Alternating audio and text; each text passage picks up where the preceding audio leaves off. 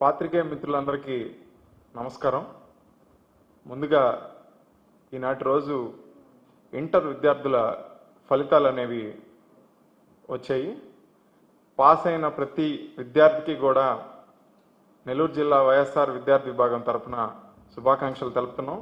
అలాగే పాస్ కాని విద్యార్థులు అందరూ కూడా దయచేసి మీరు మానసికంగా మీరు ఇబ్బంది పడి ఎలాంటి నిర్ణయాలు తీసుకోవద్దు.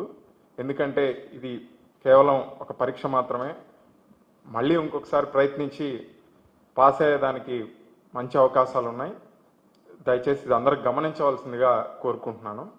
అయితే ఈరోజు ప్రెస్ మీట్ ముఖ్య ఉద్దేశం ఏంటంటే, విద్య అనేది భారత పౌరులు ప్రతి ఒక్కరికి కూడా ఒక ప్రాథమిక హక్కు. ఈ హక్కుని ప్రతి విద్యార్థి కూడా వినియోగించుకోవాలి. కొన్ని కార్పొరేట్ విద్యా సంస్థలు ఈ విద్యని వ్యాపారంగా మార్చేసి ఇష్టారాజ్యంగా అడ్డగోలుగా లక్షల ఫీజులు అనేటివి వసూలు చేస్తూ ఉన్నారు. ఇది పరిపాటిగా మారింది. ఇంకో పక్క చూసుకుంటే ప్రీకేజీ, ప్రైమరీ ఎడ్యుకేషను, తర్వాత కిండర్ గార్డెను, ఇట్లా ప్రతి ఒక్క కేటగిరీలో కూడా ఫీజు అనేటివి లక్షల్లో వసూలు చేయడం అనేది మారిపోయింది.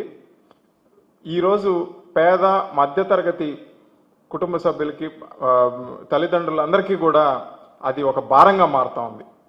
ముఖ్యంగా మనం చూసుకుంటే ప్రతి తల్లిదండ్రి కూడా తమ పిల్లలకి విద్య అనేది ఎట్టి పరిస్థితుల్లో ఆపకుండా విద్య అనేది అందిస్తే వాళ్ళు రేపటి రోజున బాగా చదువుకొని మంచి ఉద్యోగాల్లో స్థిరపడి వాళ్ళ జీవన విధానం అనేది మారుతుంది అనేది ఒక చిన్న ఆశ. ఈ ఆశతోటే ప్రతి తల్లిదండ్రి కూడా బతుకుతారు, వాళ్ళ పిల్లల్ని చదివిస్తారు. వీళ్ళ ఆర్థిక పరిస్థితిని, వీళ్ళ ఆర్థిక బలహీనతనే అలుసుగా తీసుకొని ఈరోజు కార్పొరేట్ విద్యా సంస్థలన్నీ కూడా లక్షల్లో ఫీజులు వసూలు చేయడం, దానికి ఎటువంటి కనికరం అనేది చూపించకుండా వాళ్ళని వేధిస్తుండ్రులందరూ కూడా విధిలేని పరిస్థితుల్లో, ఎట్టి పరిస్థితుల్లో విద్య అనేది పిల్లలకి ఆగకూడదని చెప్పేసి వాళ్ళు డబ్బు అనేది ఎలాగైనా తీసుకొచ్చి ఫీజులు కట్టి చదివిస్తూ ఉన్నారు. అప్పులుగా తీసుకొచ్చి కడతా ఉన్నారు. ఈ అప్పులుగా తీసుకొచ్చిన కట్టిన క్రమంలో వాళ్ళకి మానసికంగా చాలా ఇబ్బందులకు గురవుతూ ఉన్నారు. ఇప్పుడు మనం చూసుకుంటే ఈ కార్పొరేట్ విద్యా సంస్థలు అనేటివి కొత్త విధానాన్ని తీసుకొస్తా ఉన్నాయి. ఆ విధానం ఏంటంటే, కొంత ఈ పెద్ద బడా ఫైనాన్స్ కంపెనీలని తీసుకొచ్చి వాళ్ళ ద్వారా ఈ ఎడ్యుకేషన్ లోన్స్ అనేవి, ఎడ్యుకేషన్ కూడా ఇట్లా ఫైనాన్స్ ఇప్పించేసి వాటికి 2.5 రూపాయలు వడ్డీ, ఇన్ని నెలల్లో కడితే 2.5 రూపాయలు వడ్డీ, ఇన్ని నెలల్లో కడితే 3 రూపాయలు వడ్డీ అని చెప్పేసి ఈ విద్యా సంస్థలన్నింటినీ కూడా ఒక వడ్డీ వసూలు కేంద్రాలుగా మారుస్తూ ఉన్నారు. ముఖ్యంగా మనం చూసుకుంటే నెల్లూరు నగరంలో అధికార పార్టీకి సంబంధించిన ఒక బడా విద్యా సంస్థ, ఒక కార్పొరేట్ విద్యా సంస్థ ఈ విధానానికి తెరలేపుతా ఉంది. దయచేసి తల్లిదండ్రులకు మేము విజ్ఞప్తి చేసేది ఏంటంటే, దయచేసి మీరు అప్రమత్తంగా ఉండండి ఈ విషయం మీద. ఎందుకంటే ఈ ఫైనాన్స్ ఈఎంఐ సిస్టమ్ అనేది మన జీవితంలో ఒక భాగం అయిపోయింది. ఒక ఫోన్ కొనుక్కోవాలన్నా, ఒక వస్తువు కొనుక్కోవాలన్నా, దేనికైనా ఈఎంఐ సిస్టమ్ అనేటిది ప్రతి ఒక్కరూ అలవాటు పడిపోయారు. ఇదే అలసుగా తీసుకొని ఈ విద్యా సంస్థలు మరియు ఆ ఫైనాన్స్ కంపెనీలు కొత్తగా చదువుకునే పిల్లలకి ఈ ఫైనాన్స్ అనేది అలవాటు చేస్తూ ఉన్నారు. ప్రతి ఒక్కరికి తెలిసిన విషయమే. ఒక్కరోజు డిలే అయినా కూడా ఈ ఫైనాన్స్ కంపెనీలు ఏ రకంగా వేధిస్తాయో మనందరికీ తెలిసిందే. దయచేసి ఈ ఊబిలోకి మీరు చిక్కుకోకండి.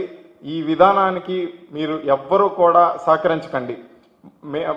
వైఎస్ఆర్ విద్యార్థి విభాగం తరఫున ఆ విద్యా సంస్థకు కూడా మేము కోరుకునేది ఏంటంటే, దయచేసి మీరు మీ యొక్క ఆర్థిక స్వలాభం కోసం పిల్లల్ని కావచ్చు, పిల్లల తల్లిదండ్రులను కావచ్చు, దయచేసి ఇబ్బంది పెట్టకండి.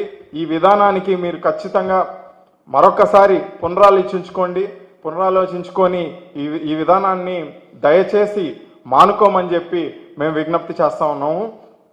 మరొక విషయం, గతంలో వైఎస్ఆర్ కాంగ్రెస్ పార్టీ గవర్నమెంట్లో ముఖ్యమంత్రి వైఎస్ జగన్మోహన్ రెడ్డి గారు ఉన్నప్పుడు ఎడ్యుకేషన్ సొసైటీ యాక్ట్ ప్రకారం ప్రతి విద్యా సంస్థ కూడా సర్వీస్ కేటగిరీ ప్రకారం నడుచుకోవాల్సి ఉంది. ఈ విధానం ప్రకారం నో లాస్ నో గెయిన్ కింద విద్యా సంస్థ అనేది నడపాల్సిందే. వైఎస్ఆర్ కాంగ్రెస్ పార్టీగా మేము ఏ విద్యా సంస్థకు కూడా వ్యతిరేకం కాదు, కానీ అడ్డగోలుగా ఫీజు వసూలు చేయడంలో మాత్రమే వైఎస్ఆర్ విద్యార్థి విభాగంగా మేము వ్యతిరేకిస్తున్నాం. మరొక విషయం చూసుకుంటే, గతంలో వైఎస్ఆర్ కాంగ్రెస్ పార్టీ ప్రభుత్వంలో ఉన్నప్పుడు మాజీ ముఖ్యమంత్రి వర్యులు శ్రీ వైఎస్ జగన్మోహన్ రెడ్డి గారు పేద మరియు మధ్యతరగతి తల్లిదండ్రులందరికీ కూడా ఈ అధిక ఫీజుల నుంచి ఉపశమనం కలిగించే విధంగా ఫీజ్ రెగ్యులేటరీ కమిషన్ అనే ఒక వ్యవస్థని ఏర్పాటు చేయడం జరిగింది. జీవోఎంఎస్ నంబర్ 53 ఆఫ్ 2020 ప్రకారం ఈ ఫీ రెగ్యులేటరీ కమిషన్ అనేటి ఒక వ్యవస్థను తీసుకొచ్చి అందులో మాజీ న్యాయమూర్తులు కావచ్చు, అదేవిధంగా ఉన్నతాధికారులని నియమించి ఈ అధిక ఫీజులన్నిటిని నియంత్రించడానికి ఒక ప్రయత్నం అయితే జరిగింది. ప్రస్తుత కూటమి ప్రభుత్వం ఈ ఫీ రెగ్యులేటరీ కమిషన్ని పూర్తిగా విస్మరించింది. దాని గురించి ఎటువంటి చర్యలు తీసుకోవట్లేదు. తల్లిదండ్రులు పడుతున్న కష్టాలు తమకి ఏమీ పట్టనట్టు వ్యవహరిస్తూ ఉంది. ఈ ప్రభుత్వాన్ని మేము కోరేది ఏంటంటే, మళ్ళా ఒకసారి ఈ ఫీ రెగ్యులేటరీ కమిషన్ మీద మీరు చర్యలు తీసుకొని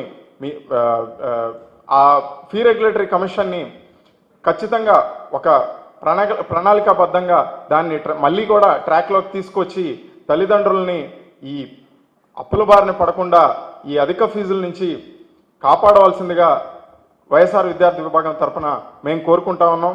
మరొక పక్క చూసుకుంటే, ఈ ఫైనాన్స్ కంపెనీలని తీసుకొచ్చి లోన్ల ద్వారా ఫీజులు వసూలు చేసే విధానం ఏదైతే ఉందో, ఇది ఒక రకంగా చూసుకుంటే కాల్ మనీ అనే సంస్కృతికి దారితీసే ప్రమాదం ఎంతైనా ఉంది.